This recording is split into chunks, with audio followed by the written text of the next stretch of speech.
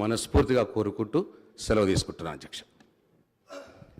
శ్రీ కొండ సురేఖ గారు.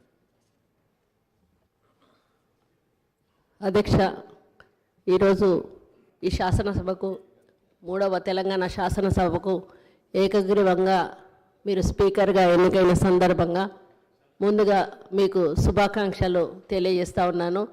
ఈ ఎన్నికకు సహకరించిన అన్ని పార్టీల నేతలకు, అదేవిధంగా మన ముఖ్యమంత్రి రేవంత్ రెడ్డి గారికి ప్రత్యేక ధన్యవాదాలు తెలియజేస్తూ ఉన్నాను. ఈ ఎన్నిక ద్వారా కాంగ్రెస్ పార్టీ మళ్ళీ ఒకసారి దళిత పక్షపాతి అని నిరూపించుకున్నది. నేను దాదాపుగా ఇది 5వసారి శాసనసభకు ఎన్నిక కావడం. ఆ రోజు యనమల రామకృష్ణుడి దగ్గర నుంచి మొదలు పెడితే కిరణ్ కుమార్ రెడ్డి గారు, సురేష్ రెడ్డి గారు, మత్సూదనాచారి గారు, ఆ తర్వాత మీ ఆధ్వర్యంలో ఈ సభలోకి అడుగు పెట్టడం జరిగింది. ఈ సభ యొక్క పవిత్రత గురించి అందరూ కూడా చెప్పడం జరిగింది. ఎన్ని ఒకరి మధ్యలో ఒకరు ద్వేషాలు ఉన్నా ఈ సభలోకి వచ్చిన తర్వాత అందరం కూడా ప్రజల కోసం, ప్రజల సమస్యల కోసమే మాట్లాడాల్సింది.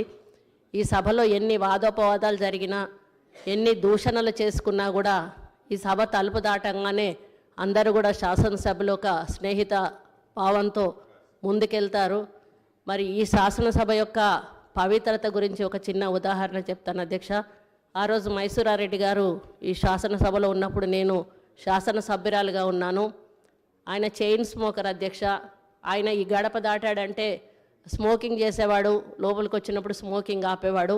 మేము మహిళా శాసనసభ్యురాలందరికీ కూడా ఆ రోజు నేదులమల్లి జనార్దన్ రెడ్డి గారి భార్య రాజలక్ష్మి గారు తినడానికి ఏమైనా తెచ్చేవాళ్ళు. అందరం కలిసి శాసనసభలోనే అవి తినేటప్పుడు అయినా సీరియస్గా మా దగ్గరికి వచ్చి, అమ్మ ఈ సభకు ఒక గౌరవం ఉంది, దీనికి ఒక ప్రతిష్ట ఉంది, సభ లోపల ఇలాంటి కార్యక్రమాలు మీరు చేయకూడదు, మీరు తినాలనుకుంటే బయటికి వెళ్ళి తినండి అని ఆయన ఆదేశించేవారు అధ్యక్ష. అటువంటి పవిత్రత ఈ శాసనసభకు ఉంది. కాబట్టి ఇప్పుడు ప్రతిపక్షాలు మాట్లాడినట్టుగా, మరి అధికార పక్షాలు మాట్లాడినట్టుగా మీరు ఈ సభకు ఒక తండ్రి లాంటి వాళ్ళు. అదేవిధంగా నాలాగా ఒక ఎంపీటీసీ స్థాయి నుంచి, ఎంపీపీ స్థాయి నుంచి ఈరోజు స్పీకర్ స్థానానికి రావడం మామూలు విషయం కాదు అధ్యక్ష.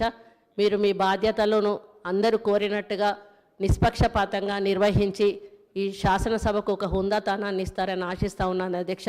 మామూలుగా పదవితో కొంతమందికి వన్నె వస్తుంది, కానీ మీ పదవితో మీరు పదవికి వన్నె తెస్తారని మీ వ్యక్తిత్వంతో నేను ఆశిస్తూ, మీ ద్వారా ఈ శాసనసభ మంచి సాంప్రదాయాలతో, మంచి ఆలోచనలతో ముందుకెళ్ళి ప్రజా సమస్యల పరిష్కార దిశగా నడవాలని కోరుకుంటూ సెలవు తీసుకుంటూ మళ్ళీ ఒకసారి మీకు శుభాకాంక్షలు తెలియజేస్తున్నాను అధ్యక్ష. శ్రీమతి పద్మావతి రెడ్డి గారు.